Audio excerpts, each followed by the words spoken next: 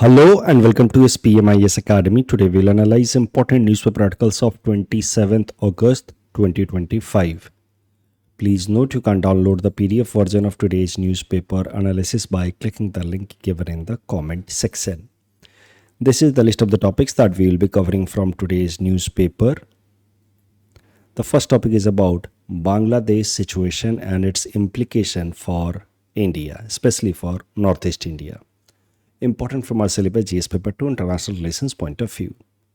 थोड़ा background recall करने की कोशिश करते हैं. क्या पॉलिटिकल टर्मोइल हुआ था बांग्लादेश में लास्ट ईयर. पिछले साल 5 अगस्त को बांग्लादेश की उस वक्त की प्रधानमंत्री शेख हसीना जी को एब्रप्टली अपना देश छोड़ना पड़ा. She fled the country and then she was given refuge in India. Bharat ने उनको शेल्टर दिया. उनके खिलाफ काफ़ी महीनों से प्रोटेस्ट चल रहा था. एकाएक से प्रोटेस्ट इंटेंसिफाई हो गया and that is why she had to leave her country. और उसके बाद 2-3 दिनों में ही 8 अगस्त 2024 को बांग्लादेश के जाने माने इकोनॉमिस्ट हैं, Nobel laureate Mohammed Yunus, he was appointed head of the interim government of Bangladesh. Interim government मतलब तत्कालीन सरकार. फिर वहाँ पे डेमोक्रेसी आएगी, इलेक्शन होगा, ऐसा कमिटमेंट किया गया और तत्कालीन एक सरकार बनाई गई अलग अलग पॉलिटिकल पार्टीज़ के रिप्रेजेंटेटिव्स को लेकर के, और उसका हेड बनाया गया मोहम्मद यूनुस को. लेकिन जब से शेख हसीना रेजीम ख़त्म हुआ है, Mohammed Yunus has come to power. Bangladesh के अंदर रेडिकल ग्रुप्स का राइज हो रहा है, खासकर इस्लामिस्ट बेस्ड रेडिकल ग्रुप. उसमें एक ऑर्गेनाइजेशन का नाम सामने आ रहा है, जमाते Islami. It was earlier a political organisation. बाद में इसके ऊपर बैन भी लगा because of its radical activity. So its this Jamaat-e Islami is known for Islamic based orthodox radical activities.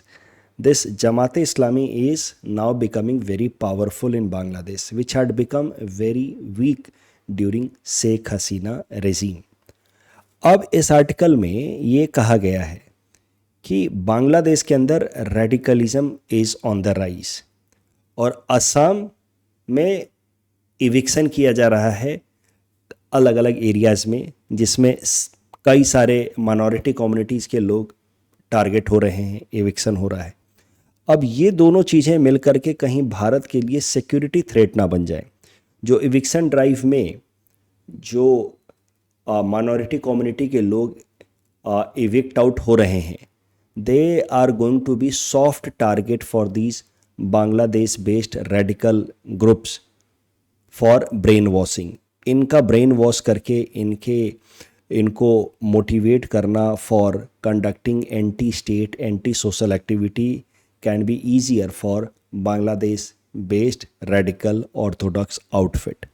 So this has to be taken care कि the jihadi elements that are on the rise in Bangladesh, they may exploit the internal issues in Assam, especially the eviction drive targeting a specific community, and the youth might get alienated against the state. Youth of Assam from specific communities might get alienated against the state and they may be drifted towards some anti-social, anti-state activities.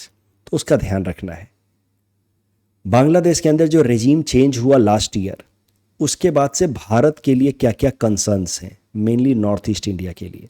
एक तो हमने पहले ही देखा पिछले page पे, rise of radical elements in Bangladesh. उसमें सबसे पहला नाम आ रहा है जमाते इस्लामी का. And there is possibility that these radical outfits might provide ideological and logistical support to the extremist groups in north east India, जैसे NSCN खापलांग या अल्फा. उनकी एक नेक्सस बन सकती है. उसके अलावा जब से ये रेडिकल इस्लामिस्ट ग्रुप्स पावरफुल हुए हैं बांग्लादेश के अंदर, वापस से पाकिस्तान और बांग्लादेश के रिलेशंस काफ़ी अच्छे होने लगे हैं. During Sheikh Hasina regime Bangladesh had very good terms with India, लेकिन अब पिछले 1 साल में Bangladesh appears to be drifting towards Pakistan. और हाल फिलहाल में पाकिस्तान के foreign minister is on visit to Bangladesh. Even ISI chief also visited Bangladesh. ये पिछले 13 साल में पहली बार ऐसा हुआ है कि फॉरेन मिनिस्टर या ISI chief are visiting Bangladesh from Pakistan. So ये साफ साफ दिख रहा है कि the two sides are looking forward to strengthen their ties. China का इन्फ्लुएंस भी बांग्लादेश पे बढ़ता हुआ दिख रहा है, क्योंकि Pakistan and China are all weather friend, and now since Bangladesh is becoming pro Pakistan, so naturally China's influence in Bangladesh will also get strengthened. You see, world war 2 के टाइम का एक एयर स्ट्रिप है बांग्लादेश के अंदर eight लाल मोनोरी हाट airfield. खबर यह है कि Bangladesh has offered this Lalmonirhat airfield to China for development and its use. This is going to be a matter of serious concern for India, because if China gets control of this Lal Monori Hat airfield, then Chinese Air Force and defense personnel will come very close to borders of India from southern side as well. North में तो ये हैं ही, they will be hardly 15 kilometer away from India's border.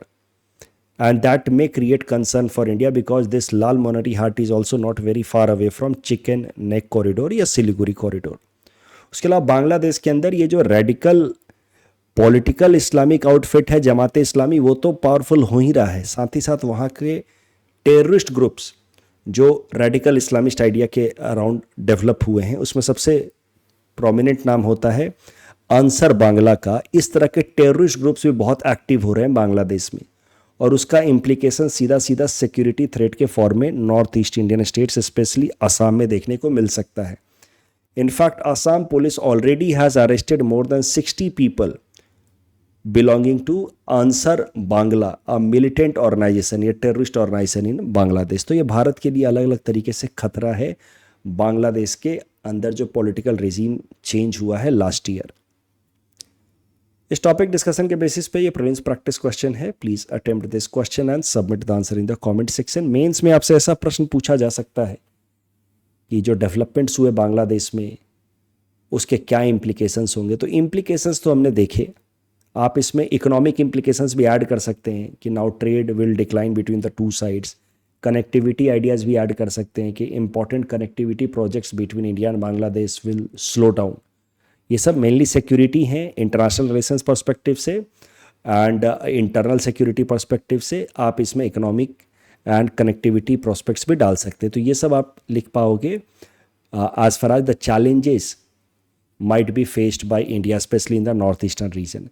फिर way forward में आप बता सकते हैं कि बॉर्डर पेट्रोलिंग को स्ट्रेंथन कर दिया जाए, काउंटर टेररिस्ट मेजर्स लिया जाए, यूथ जो भारत के अंदर यूथ हैं उनको इंगेज किया जाए, उनको इकोनॉमिक अपॉर्चुनिटीज़ अवेलेबल कराई जाए, so that they should not feel alienated and should not become target for these terror organisations और ब्रेन वॉशिंग।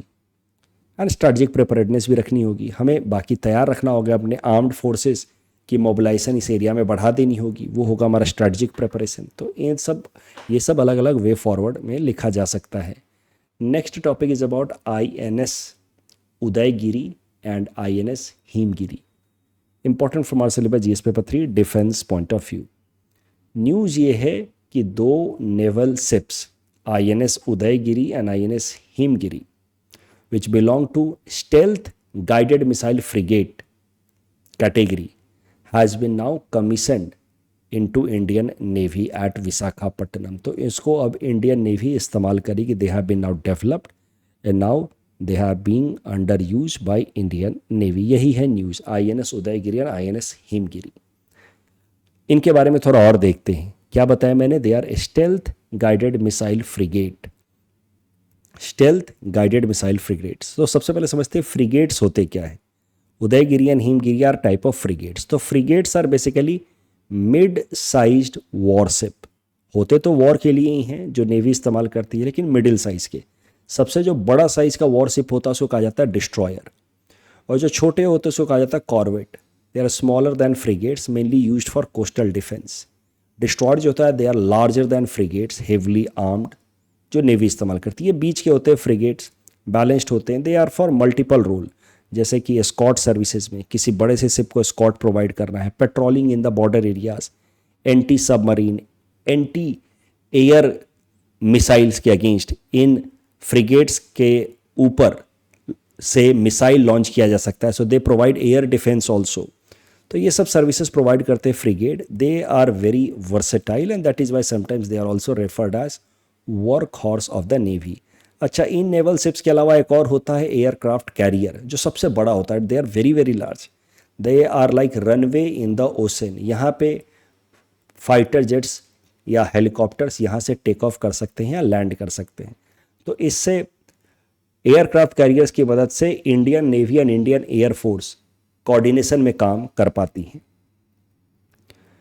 तो फ्रिगेट्स के बारे में समझ गए। अब ये Udaygiri and Himgiri, they are stealth frigates. Stealth frigates मतलब इनकी ऐसी टेक्नोलॉजी है कि इनके मूवमेंट को एनिमी डिटेक्ट नहीं कर पाएगा। ये बहुत शांति से चलते हैं, इसलिए एनिमी के रडार्स इनके मूवमेंट को ईजिली डिटेक्ट नहीं कर पाएंगे, इसीलिए इसको कहा जा रहा है स्टेल्थ फ्रिगेट। और इनको पूरा इनको किस कैटेगरी में रखा गया है? Stealth guided missile frigate. Guided missile मतलब यहाँ से मिसाइल्स लॉन्च किए जा सकते हैं, और वो भी ऐसे मिसाइल्स जिनको हवा में ही मैनूवर किया जा सके, उनको कंट्रोल किया जा सके, इसीलिए they are known as advanced stealth guided missile frigates. Frigates हैं हिमगिरी उदयगिरी, स्टेल्थ फ्रिगेट्स हैं मतलब आराम से चलते हैं, शांति से चलते हैं, और एनिमी के रडार्स इनको डिटेक्ट नहीं कर पाएंगे। एंड इनके ऊपर गाइडेड मिसाइल्स भी कमीशन किए जा सकते हैं, और वो गाइडेड मिसाइल्स जो हैं वो एयर डिफेंस प्रोवाइड करेंगे against any incoming air threat. थोड़ा सा और देखते हैं आईएनएस उदयगिरी और हिमगिरी के बारे में। आईएनएस उदयगिरी को बनाने वाली कंपनी है Mazagon dock ship builders limited which is in Mumbai. INS Himgiri को बनाया है garden reach ship builders and engineers Kolkata. ये नाम इतना ज़रूरी नहीं है, इंपॉर्टेंट एग्जाम पर्सपेक्टिव से ये है कि ये आईएनएस हिमगिरी एंड उदयगिरी, ये जो स्टेल्थ गाइडेड मिसाइल फ्रिगेट्स हैं, they have been developed under a project जिसका नाम है 17A। इन 17A प्रोजेक्ट के अंतर्गत स्टील फ्रिगेट्स डेवलप किए जा रहे हैं। प्रोजेक्ट 17A के अंतर्गत टोटल 7 फ्रिगेट डेवलप किए जाने हैं, जिसमें से 4 डेवलप करेगा मझगांव डॉक शिप बिल्डर और 3 डेवलप करेगा ये garden reach ship builders engineer. Project 17A की शुरुआत 2019 में ही हो गई थी, जब बिल्कुल पहला स्टेल्थ गाइडेड मिसाइल फ्रिगेट बनाया गया था, उसका नाम था Nilgiri. So the first ship was made in 2019 itself, और अब दूसरा शिप आया उदयगिरी और तीसरा है हिमगिरी। अच्छा, एक और बात समझ लीजिए कि मान लीजिए कि किसी प्रोजेक्ट के अंतर्गत 7 या 8 शिप्स बनाए जाने हैं, तो जो बिल्कुल पहला शिप होता है ना उस प्रोजेक्ट के अंतर्गत, उसी शिप के नाम के अराउंड उस प्रोजेक्ट का नाम रख दिया जाता है। फॉर एग्जांपल, इस प्रोजेक्ट का टेक्निकल नाम तो है 17A, बट दिस प्रोजेक्ट जिसके अंतर्गत 7 फ्रिगेट्स बनाए जाने हैं स्टेल्थ गाइडेड मिसाइल फ्रिगेट, इसको प्रोजेक्ट 17A के अलावा एक और नाम से बुलाया जाता है, that is Nilgiri class frigates. Nilgiri class frigates इसको इसलिए कहते हैं बिकॉज जो पहला शिप इसके अंतर्गत बनाया गया वो था नीलगिरी शिप। तो that is why sometimes it is also known as Nilgiri class ship या नीलगिरी क्लास फ्रिगेट्स।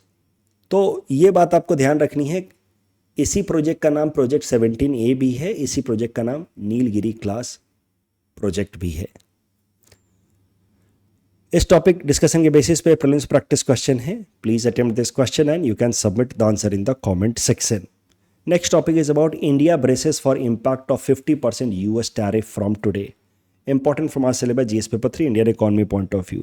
देखिए, आपको तो पता ही है कि यूएस ने भारत के ऊपर 25% टैरिफ्स लगाए ऑन सेवरल प्रोडक्ट्स, प्लस और 25% टैरिफ लगाने का थ्रेटन किया because of India's buying of Russian oil.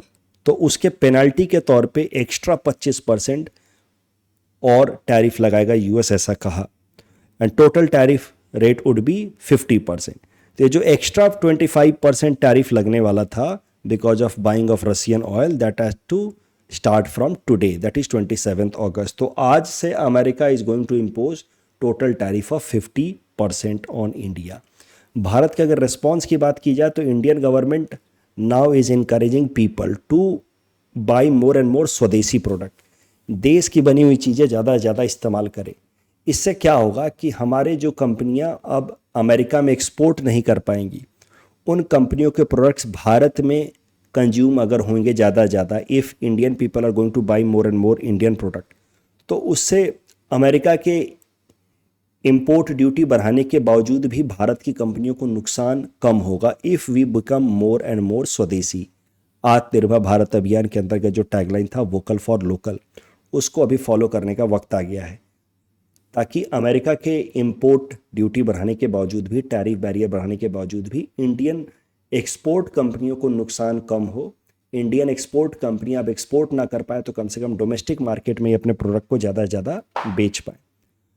Indian government ने अभी तक ऑफिशियली कोई काउंटर टैरिफ मेजर्स अनाउंस नहीं किया कि अमेरिका ने 50% लगाया तो हम भी 50% लगा दें, ऐसा कुछ अभी तक नहीं किया। Indian government has just so far criticised that these tariff rates are unfair and unreasonable and arbitrary. Of course इसका कोई ग्राउंड नहीं है। ये आर्टिकल मैं इसलिए कवर कर रहा हूँ ताकि मेंस में तो इससे रिलेटेड सवाल आने के चांसेस अच्छे खासे हैं। वहाँ पे आपसे ये पूछा जा सकता है कि जो टैरिफ लगाए गए हैं इसका किन किन सेक्टर्स पे असर पड़ेगा या कहाँ नहीं पड़ेगा। देखिए, तो इस आर्टिकल में ये बात बताई गई है, ओवरऑल लगभग $15 बिलियन का जो एक्सपोर्ट होता है भारत से अमेरिका में, उस पर नुकसान पड़ेगा। तो भारत से अमेरिका में लगभग हम लोग टोटल $80 बिलियन के आसपास एक्सपोर्ट करते हैं, उसमें से $50 बिलियन का जो सामान है उसके एक्सपोर्ट पे नुकसान पड़ेगा। Indian exporters will have disadvantage as compared to exporters from Vietnam, Cambodia, Bangladesh, क्योंकि उनके ऊपर तो टैरिफ रेट्स बढ़ा नहीं है, तो now Indian products will become costlier. But mainly ये जो एक्सपोर्ट सेक्टर जिस पे इम्पैक्ट पड़ने वाला है वो है apparel, textile, James, jewellery, shrimps, carpet, furniture. इनका एक्सपोर्ट जो है इट में प्लंज यानी कि गो डाउन बाय 70%। लेकिन एक बात और आपको ध्यान रखनी है कि electronics and semiconductors have been excluded from these increased duties. साथ ही साथ आरबीआई गवर्नर ने भी हाल फिलहाल में कहा है कि सेंट्रल गवर्नमेंट यानी कि RBI can not directly support these affected sectors. RBI तो मॉनेटरी सप्लाई को ही रेगुलेट कर सकती है ना, पैसे का सप्लाई बढ़ा करके डिमांड बढ़ा सकती है, घटा करके पैसे का सप्लाई डिमांड घटा सकती है। बट यहाँ पे demand in the domestic market की बात नहीं है, यहाँ डिमांड है इन द फॉरेन मार्केट, वहाँ पे डिमांड कम हो रहा है। तो उस केस में उसको कंपनसेट करने के लिए डोमेस्टिक मार्केट में डिमांड बढ़ाया जा सकता है, उसके लिए आरबीआई थोड़ा एक्सपेंशनरी पॉलिसी ले सकती है, लेकिन उस प्रोसेस में बहुत सारा इन्फ्लेशन भी आ सकता है। That is why RBI has said कि RBI won't be able to support directly these sectors. इस टॉपिक डिस्कशन के बेसिस पे ये प्रीलिम्स प्रैक्टिस क्वेश्चन है। Please attempt this question and submit the answer in the comment section. Next topic is about flesh eating new world screw worm. Important from our syllabus, prelims perspective से important है। GS में इसका सीधा सीधा mains में प्रश्न आने की संभावना कम है। स्क्रू वर्म होते क्या हैं? देखो, इस तरीके की मक्खियाँ होती हैं, फ्लाई होती हैं, they are known as screwworm fly. ये स्क्रू वर्म फ्लाई क्या करते हैं? इस तरह की मक्खियाँ व्हेन दे ले एग्स, जब एग ले करती हैं फीमेल स्क्रू वर्म फ्लाइज, इनकी आदत होती है कि they lay eggs only in the wounds of warm blooded animals, जैसे कि कैटल्स या इवन ह्यूमंस के कहीं मान लीजिए कि बॉडी पे कुछ वुंड्स हो गए हैं, तो वहाँ पे ये अपने एग्स ले डाउन कर देते हैं। और वो एग्स जब हैच होते हैं तो उसमें से निकल करके आते हैं छोटे छोटे ये larvas, and these larvas they act as a parasite. Parasite क्या होता है? जो किसी दूसरे एनिमल के ऊपर सर्वाइव करता है, तो उस एनिमल को कहा जाता है होस्ट, जो उस पैरासाइट को सपोर्ट दे रहा है। और पैरासाइट दूसरे एनिमल पर सर्वाइव करता है, एट द सेम टाइम उस एनिमल को हार्म भी करता है। इस तरीके के ऑर्गेनिजम्स को कहा जाता है पैरासाइट। तो इस केस में इस स्क्रू वर्म फ्लाई ने एनिमल्स के वुंड्स में एग्स ले डाउन कर दिए, उस एग्स से निकल करके आई ये larvas. These larvas start sucking fresh blood. These larvas use their sharp teeth and mouth to burrow blood and flesh from the host animal itself. उसके फ्लेश को धीरे धीरे खाने लगता है ये लार्वा। 7-8 दिनों तक फ्लेश खाने के बाद, and they are in large number, thousands in number, उसके बाद they get dropped on the ground in the form of pupa. वहाँ पे धीरे धीरे ये मच्योर होते हैं, and then from pupa they turn into a mature adult screwworm fly. तो ये एक फ्लाई का लाइफ साइकिल भी हो गया। नॉर्मली यही स्टेजेज होते हैं, फ्लाई एग ले डाउन करती है, फिर लार्वा, फिर pupa, and then adult fly बनता है। बट इस केस में स्क्रू वर्म फ्लाई की खासियत ये है या इसकी प्रॉब्लम्स ये हैं कि it lay eggs in wounds of warm blooded animals, और उन वुंड्स में जब लार्वा निकलता है तो it acts as blood sucker या it acts as meat eater, and that is why their effect on wild life, humans या even cattles is very devastating, क्योंकि कैटल्स के ऊपर अगर ये लग गए, ये लार्वास लग गए, if they start eating their flesh, तो कैटल काफ़ी कमज़ोर हो जाते हैं, उनकी मोबिलिटी कम हो जाती है, एपेटाइट, खाने पीने का एपेटाइट ख़त्म हो जाता है। इवन इंसानों को ये हो सकता है ये इन्फेक्शन, और इंसानों को इन्फेक्शन होने के बाद it leads to severe pain, swelling, bleeding, and in extreme cases it can be fatal also, death भी हो सकती है इन सम केसेस। न्यूज़ ये है कि अमेरिका के अंदर recently the first human case of new world screwworm was detected. America ने 1966 में ही इस तरीके के केसेस को पूरी तरह से ख़त्म कर दिया था by using sterile insect technique, जिसमें ऐसे मेल स्क्रू फ्लाइज बनाए गए, रिलीज़ किए गए। देखिए, मेल स्क्रू फ्लाई को लिया गया और उसको स्टेराइल कर दिया गया ताकि जो वो विमेन या फीमेल स्क्रू फ्लाई के साथ मेटिंग करे तो उससे बनने वाला जो एग हो उससे हैच होकर के लार्वा बने ही नहीं। तो इसी टेक्निक को कहा गया स्टेराइल इंसेक्ट टेक्निक, जो अमेरिका ने 1966 में इस्तेमाल करके और ये स्क्रू वॉर्म के प्रॉब्लम्स को हमेशा के लिए ख़त्म कर दिया था अमेरिका से। लेकिन अब प्रॉब्लम ये है कि now reintroduction has been witnessed amongst the human, and experts believe कि अगर इसको जल्दी कंटेन नहीं किया गया तो it may lead to spread of this new world screwworm in America also.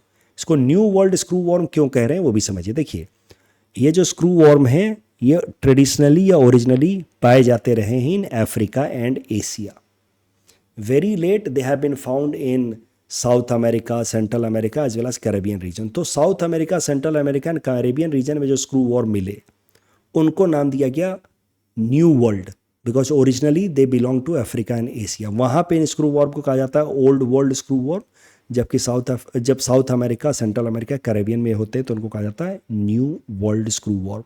तो चूंकि अब अमेरिका में भी मिला है इसीलिए इसको कहा जा रहा है new world screwworm found in the US, and it has infected human for the first time after so many years since 1966। इस टॉपिक डिस्कसिंग के बेसिस पे प्रीलिम्स प्रैक्टिस क्वेश्चन है। Please attend this question and submit the answer in the comment section. ये जो प्रश्न था Senkaku island से related, it is disputed between Japan and China. यहाँ पे तो सीधा सीधा प्रश्न है, India is not signatory of UN convention on refugees and Rohingyas are not categorised as refugees, they are rather called illegal migrants. तीसरा statement सही है। एमपीसी से रिलेटेड दूसरा स्टेटमेंट गलत है, 12 नहीं 6 मेंबर होते हैं, और तीसरा भी गलत है, एमपीसी के चेयरमैन तो आरबीआई गवर्नर होते हैं। हाइपरलूप टेक्नोलॉजी से रिलेटेड दूसरा स्टेटमेंट गलत हो गया because of this term higher passenger capacity. Hyperloop does not guarantee higher passenger capacity. That's all from our side for today. Thanks for watching.